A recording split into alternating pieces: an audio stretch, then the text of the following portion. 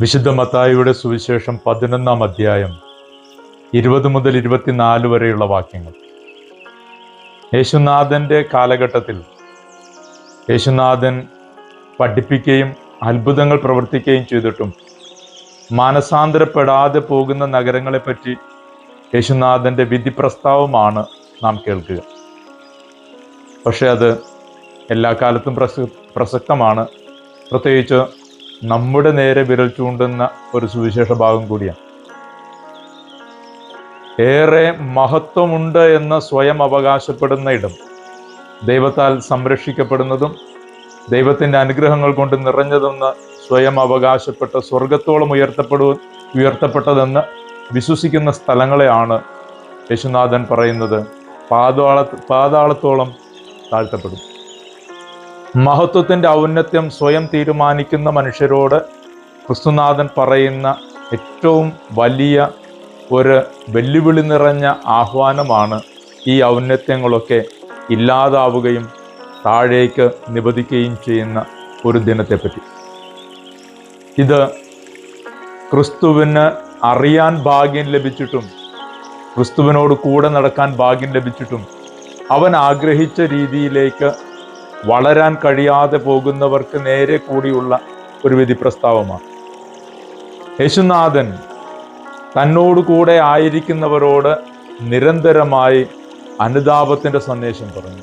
അതിനേക്കാൾ ഉപരിയായി തങ്ങളുടെ ജീവിതത്തിൽ സ്വീകരിക്കേണ്ട പുതിയ മാർഗത്തെപ്പറ്റി, രക്ഷാകര ചരിത്രത്തിലെ പുതിയ മാർഗത്തെപ്പറ്റി പറഞ്ഞു പഠിപ്പിച്ചു. സ്വർഗോന്മുഖമായ ഒരു ജീവിതം, പിതാവിൻ്റെ സ്നേഹത്തിലേക്ക് വളരുന്നൊരു ജീവിതം. ഇത് പറഞ്ഞു പഠിപ്പിച്ചിട്ട് അത് മനസ്സിലാക്കാൻ കഴിയാതെ പോവുകയും ലഭിച്ച അത്ഭുതങ്ങളിൽ മാത്രം അടയാളങ്ങളിൽ മാത്രം തൃപ്തി അടഞ്ഞ് ജീവിക്കുന്ന ഒരു സമൂഹത്തോട് പറഞ്ഞത് എല്ലാ കാലത്തും ക്രിസ്തുവിനെ അറിയുന്ന മനുഷ്യർക്ക് ബാധകമാണ്. ഇന്നും മനുഷ്യർ നെട്ടോട്ടം ഓടുന്നത് അത്ഭുതങ്ങൾക്ക് വേണ്ടി തന്നെയാണ്.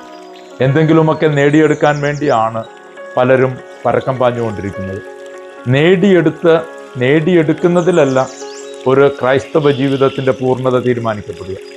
ജീവിതം, സുവിശേഷം എന്നിൽ വരുത്തുന്ന മാറ്റങ്ങളാണ് എൻ്റെ ജീവിതത്തിൽ ഏറ്റവും പ്രധാനപ്പെട്ടതെന്ന ഒരു വലിയ ബോധം ഈ സുവിശേഷ ഭാഗം നമ്മുടെ മുന്നിലേക്ക് വയ്ക്കുന്നുണ്ട്. നമ്മൾ ഓരോരുത്തരും സ്വയം തീരുമാനിക്കുന്നുണ്ട് നമുക്ക് നമ്മുടേതായ വലിപ്പവും മഹത്വവും ഉണ്ട് എന്ന്. ക്രൈസ്തവ ജീവിതത്തിന് മഹത്വം വലുതാണ്. കാരണം അവൻ ക്രിസ്തുവിനാൽ മുദ്രിതനും അവൻ്റെ ശിരസിൽ മായാത്ത മുദ്രയായി അവൻ്റെ സ്നേഹത്തിൻ്റെ അടയാളം മാമോദീസയിലൂടെ നൽകപ്പെടുകയും ചെയ്യുന്നു. ഈ മായാത്ത അടയാളത്തിൻ്റെ മഹത്വത്തിൽ ജീവിക്കാനായി നമ്മെ വിളിക്കുമ്പോഴും അവിടെ നിന്ന് നമ്മളോട് പറയും, ഒരു ഓർമ്മപ്പെടുത്തൽ പോലെ പറയും, നിന്നിൽ പ്രവർത്തിച്ച കാര്യങ്ങളും നിനക്ക് നൽകിയ കൃപകളും നീ എത്രമാത്രം പ്രയോജനപ്പെടുത്തുന്നുണ്ട്. ഓരോ കൂദാശയിലൂടെയും ഓരോ വചനത്തിലൂടെയും നിനക്ക് നൽകപ്പെടുന്ന കൃപകളെ നീ പ്രയോജനപ്പെടുത്താതെ പോകുമ്പോൾ മറക്കരുത്, ഇതേ കൃപ കൊണ്ട് മറ്റൊരു സമൂഹത്തെയാണ് ഞാൻ വാർത്തെടുത്തിരുന്നതെങ്കിൽ ഒരുപക്ഷെ നിന്നേക്കാൾ ഔന്നത്യമുണ്ടാകുമായിരുന്നു.